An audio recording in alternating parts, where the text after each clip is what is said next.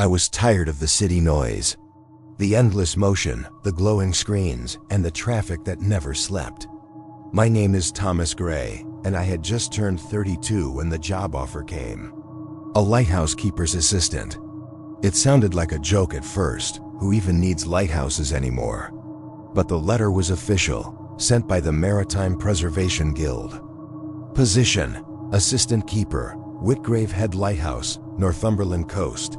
Duration: 90 days. Room and board provided. Strict radio silence preferred. Immediate availability required. I remember rereading it 3 times. No interview. No contact number. Just a time and date. March 2nd noon, Whitgrave Station. The pay was absurdly generous. And I, a man recently laid off and bitter with life, took the bait. The journey to Whitgrave. The train ride north was long and cold.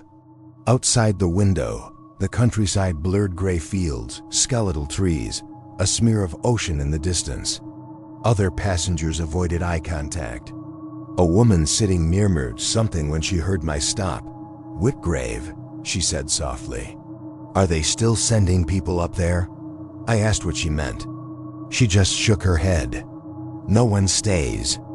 The train hissed to a stop at a forgotten little platform. Whitgrave Station was more of a shed than a depot.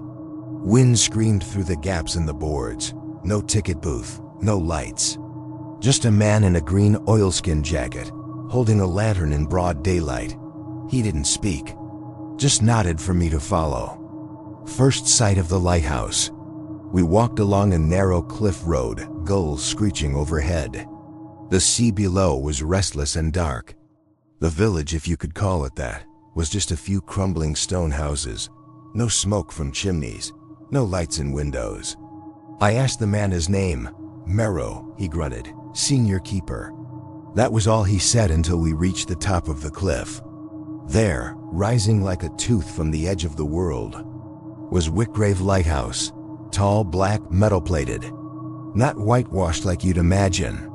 Its lens was covered, as if it hadn't shone in years. The wind screamed louder here, and the air stank of salt and something older. Inside the lighthouse, the door groaned open. The halls were narrow and spiraled. Old machinery hummed faintly. The lantern room above was sealed off behind a heavy iron hatch. Merrow showed me my quarters, barely a cell. 1 bed, 1 desk, 1 oil lamp. Then he handed me a thick logbook. "You write what you see," he said. "Every night, no matter what." I asked what kind of things I might see. He stared at me for a moment too long. "You'll know. First night, the knock. That first night, I tried to sleep early, but the wind outside turned shrill, like a voice stretched too far. The walls creaked with each gust. At midnight, I heard it. Knock, knock, knock. Not at the front door. No, this was inside. Knock, knock, from the floor beneath me. I crept into the stairwell. The tower was empty. Merrow's door was closed. I heard nothing more, but on the stairs, a faint wet footprint. One, not mine. Bare, toes curled like claws. I didn't sleep. The journal entry. March 2nd, 11:59 p.m. Heard knocking. Inside. Checked the tower. Nothing there. Found footprint. Wet, barefoot, not Merrow's. Keeping lantern on all night. Merrow said nothing when he read the log. Just underlined the word footprint with a red pencil. The next morning was silent. Too silent. No wind, no gulls. Just the deep, dragging hush of fog pressing against the lighthouse like a thick hand. I found Merrow in the lens room, staring through the thick glass at the sea. He hadn't lit the lantern. I asked him why. "It only lights when it has to," he said, voice gravelly. "Who decides that?" I asked. "Not us." He turned the crank to rotate the glass slowly. The gears moaned. Then he walked past me, whispering something that turned my stomach cold. "You'll see them soon. The village below." Later that day, I ventured to the base of the cliff, down a crooked path carved into the rock. The village. Below, if you could call it that, looked abandoned. Every door shut tight, windows dusted with cobwebs and grime. No people, no animals, but I felt watched. Inside one of the houses, I found a room filled with candles. Hundreds melted into the floorboards, long extinguished. In the center, a cracked mirror, and beside it, a name carved into the wall over and over. Daniel Coleman. Stayed too long. I don't know who he was. But the way the name was written, shaky, frantic, I knew he hadn't left sane. The Driftwood Shrine. Back at the cliff's edge, I noticed something I hadn't before. Just below the lighthouse, nestled in a dip of rocks and seaweed, was a strange formation made of driftwood and bone-shaped like a humanoid figure. Bent forward, mouth wide open, a shrine or a warning. That night, the fog returned, the fog and the bells. Foghorns cried out from the sea like dying whales, but no ships passed. I looked through the binoculars we kept in the upper room. Nothing. Until a figure in the water. Standing. Too far from shore to be sane, waist deep, head tilted, arms at its side. Then another, and another. 7 in total, all staring toward the lighthouse. They didn't move. Midnight, they knock again. That night, as the minute hand struck 12. Knock, knock, knock. Not on the floor, not on the walls. From the inside of the lantern glass, impossible, we were alone up there. I climbed the stairs, each step an argument with myself. The hatch was shut, but the glass glistened from the outside, like breath had fogged it. I opened the hatch. The lantern room was empty, but now, carved deep into the metal base beneath the lens, were 3 words. He never left. The logbook, March 3rd, 11:57 p.m. Fog, 7 figures in the sea, knocked from lantern room. Glass fogged. Carving inside. He never left. Marrow says nothing. Marrow's warning. At dawn, Marrow sat by the stove downstairs, boiling coffee. He finally spoke more than a sentence. "You need to decide now," he said. "Decide what?" I asked. "If you want to be part of it." I demanded he explain. The nights had begun to bleed together. Time stretched thin, like something forgotten on a dusty shelf. I slept only when exhaustion forced me. And when I did sleep, I dreamed of knocking always from the wrong side of doors. On the 4th night, the storm came. The sea roared, shaking the cliffs with a fury that felt deliberate, as if the ocean itself were angry. Slashed sideways, and the wind screamed like something grieving. The lantern in the tower flickered, and then went dark. I found Marrow standing in the stairwell just below the lantern room, holding a rusted key in his hand. He didn't say a word. Just handed it to me. I stared at him, confused. But his expression was empty, hollow, like something in him had already gone missing. I asked him what the key was for. His voice was so quiet I almost didn't hear it. "It's time," when I asked time for what. He turned and descended the stairs, never looking back. I waited until the wind quieted, just enough to move without being blown over. Then I followed the path down around the base of the lighthouse, the key burning cold in my palm. The rocks were slick, sea-slicked, and treacherous, but I found the door easily. It was set flush into the side of the stone foundation, hidden unless you were looking for it. The key slid into the lock with a sound that echoed too loud, like the door hadn't been opened in decades. When it finally gave, I stepped into the earth. It wasn't a cellar. It wasn't a bunker. It was older. The tunnel sloped downward, lined with wet stone and rusted lantern hooks. The air was thick with salt and decay, and each step I took felt heavier than the last. I kept thinking I heard movement ahead, something dragging just out of sight. Eventually, I reached a chamber. It was circular, damp, the walls carved with the same symbols I'd seen etched in the bone shrine outside. In the center was a pool, black, still and bottomless. And beside it, a chair, empty, but not clean. Something had been sitting there for a very long time. There were deep grooves in the floorboards beneath it, like feet shifting restlessly for years. A journal sat on a small wooden crate beside the chair, bound in leather, soft with mold and time. I picked it up, flipping through pages filled with tight, frantic script. Each entry ended the same way: "I cannot leave.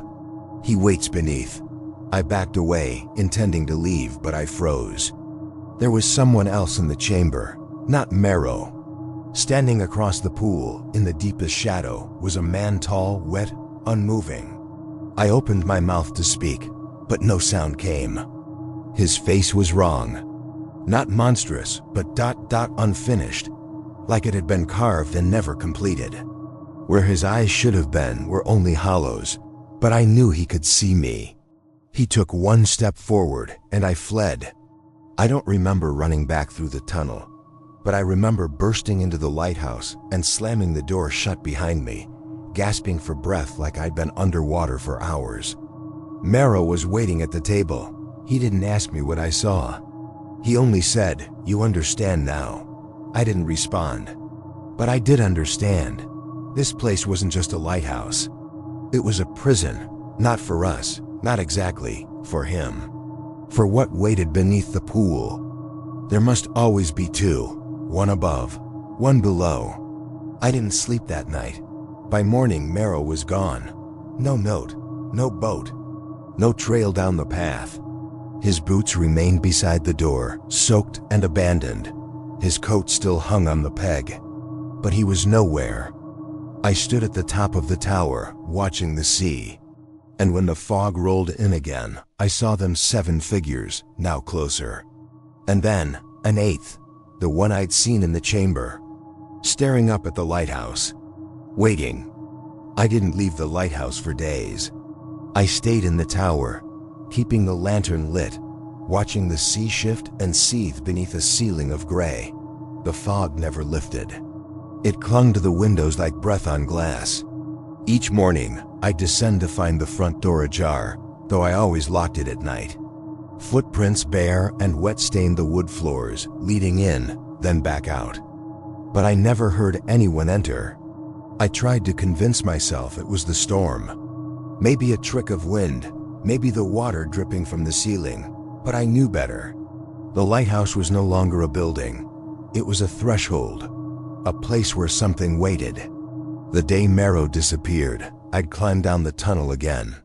I thought maybe I'd imagined the man across the pool, that some strange gas or mold had caused me to hallucinate. But the door was locked. The key, which I'd left on the table upstairs, was gone. The journal, too. As if Merrow had taken them with him wherever he'd gone. Or whoever had come for him had needed them. Still, I stayed. I didn't know why. I told myself it was duty, or fear, but deep down, I knew the truth. The longer I remained, the more I felt watched. And worse known. Like the lighthouse itself was reading me, pulling apart who I was, piece by piece. And in the mirror, I began to see something else. Not just exhaustion, not just fear. A kind of change. My eyes were darker. My skin, pale and slick with sweat no matter the weather. When I spoke, the echo that came back sounded delayed, like something was trying to mimic me just a second too late. And the dreams returned. They always began the same. I was deep in the chamber below, sitting in the empty chair, my hands resting on my knees. Across the pool stood the man, his hollow face twitching, as if struggling to form features. His mouth would open slowly, too slowly, and a sound, not a word, would pour out. It wasn't a scream. It wasn't a whisper. It was something between a tone that bypassed the ears and went straight into the bones. I'd always wake just as the sound reached me, ... But each time, I woke up farther from my bed. First on the stairs, then near the cellar door, then standing at the cliff's edge, barefoot, the wind howling around me, ... I knew I was being called. Worn down, prepared. The final sign came the night the lantern failed. It hadn't gone out in decades, Merrow once told me. Built to last through the fiercest storms. But that night, as I sat watching the sea through the mist-blurred glass, The flame flickered once, then vanished. Not like it had burned out, but like something had reached in and snuffed it with its fingers. The tower fell into darkness, and then I heard the knocking ... Not from the door, from below, from deep beneath the floor. Steady, rhythmic, patient. I didn't want to answer. Every instinct in me screamed to run, to light the lantern, to pray or scream or fight. But I couldn't move. My legs refused. My body had gone numb. And slowly, almost against my will, I walked to the trapdoor. I opened it. The tunnel had changed. It was longer, or older. The stone walls were wet with something thicker than water.